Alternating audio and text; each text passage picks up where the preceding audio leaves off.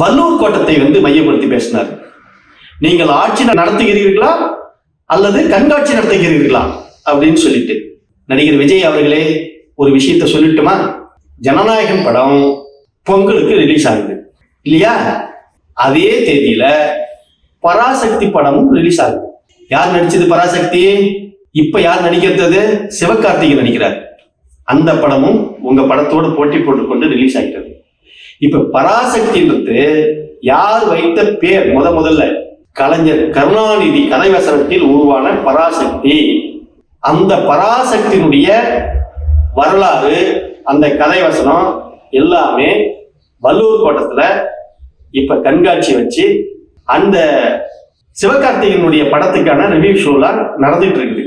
அதை நீங்க உங்க படத்துக்கு போட்டியா வருது அப்படின்றதுக்காக நீங்க வல்லூர் கோட்டத்தை நீங்க கார்னர் பண்றீங்க. எவ்வளவு பெரிய அபத்தம்! வல்லூர் கோட்டம் உங்களுக்கு என்ன பண்ணுது?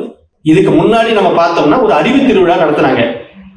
அங்கதான் காலத்தின் நிறம் கருப்பும் சிவப்பு, கருப்பு சிவப்பு என்ற ஒரு புத்தகத்தை நூலை வெளியிட்டார்கள். அங்க ஒரு கருத்தரங்கம் நடந்தது.